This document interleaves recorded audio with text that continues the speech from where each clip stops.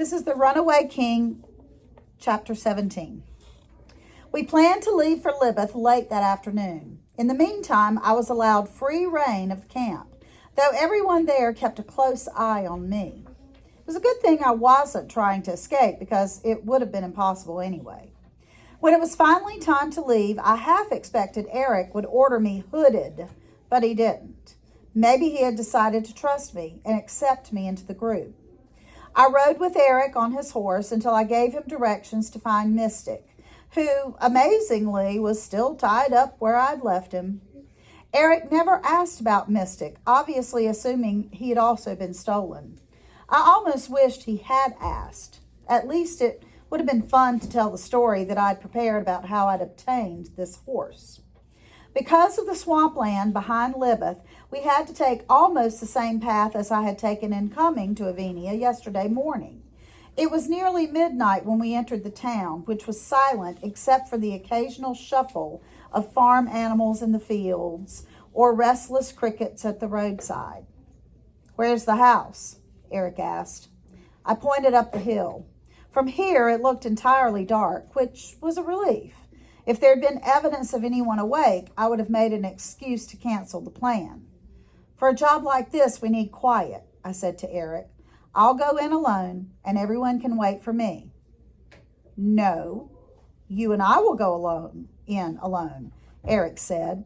"This is a test to see how you operate, remember?" I remembered that all too well. Eric handed me my knife. "I assume you'll want this."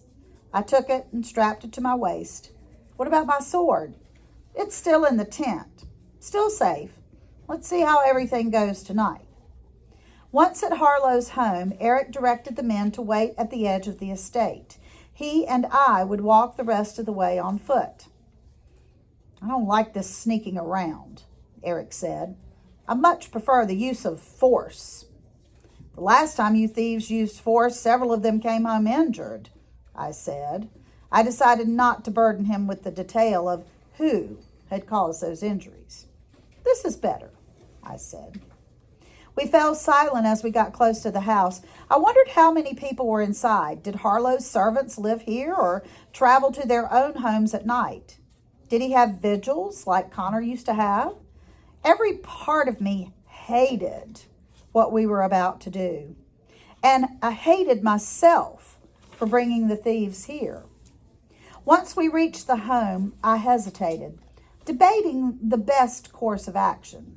Eric's presence made the situation far more complicated. I could climb the exterior walls of the house and enter through an upper story. Eric likely wouldn't follow me, so it was my best chance to be alone. I could find Harlow and explain to him as much as was necessary to get his help. But if Eric did follow me, that would put him on the same floor as the bedrooms. I knew very little about the layout of Harlow's home. If I startled someone, there was too much of a risk it would create a fight, and Eric was well armed. So I led Eric around the front of the house.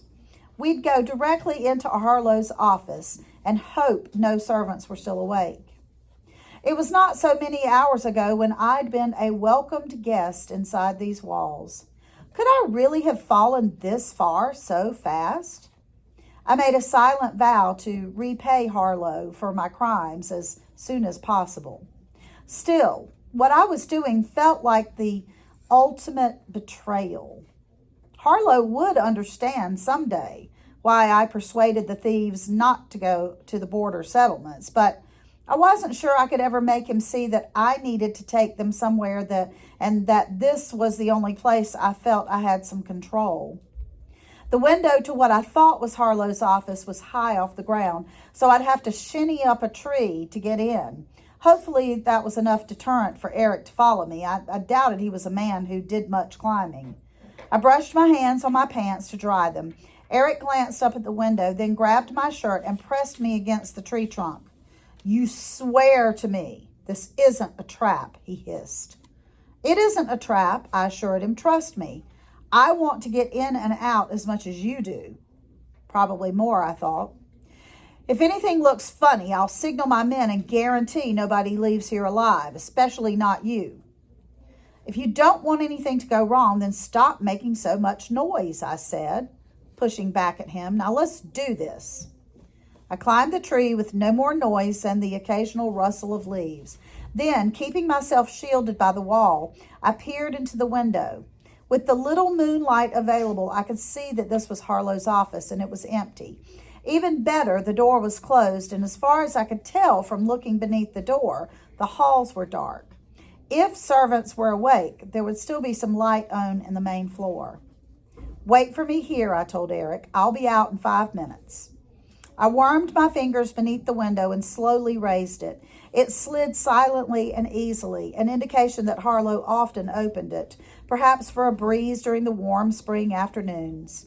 The leap from the branch where I was perched wasn't too bad, and within a few seconds, I was standing inside Harlow's office.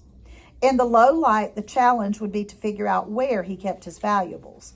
I didn't need much. Coins were best because they were the most valued by thieves, the easiest to replace, and the least sentimental. If Harlow had coins anywhere in the home, they were most likely here. I had worked my way around the desk in the office and was fingering across shelves of books when I heard footsteps in the main hall. I froze, hoping it was only a passing servant. But the footsteps were followed by voices, and the light of a candle flickered from beneath the office door. They were coming closer. When it became obvious they were approaching the office, I hurried toward the window. The voices were of 2 men. Though with the muffle of the door, I couldn't recognize them. I assumed one of them must be Harlow. The door opened before I was as far as the window, so I began to duck beneath the desk. But a voice commanded me to stop. I didn't draw my knife. There was no point in it. And turning around to face the 2 men who had entered the office was one of the hardest things I had ever done. Both men gasped when they recognized me. Harlow was the one holding the candle. The other man, who had ordered me to stop and who had withdrawn his knife, was none other than Mott.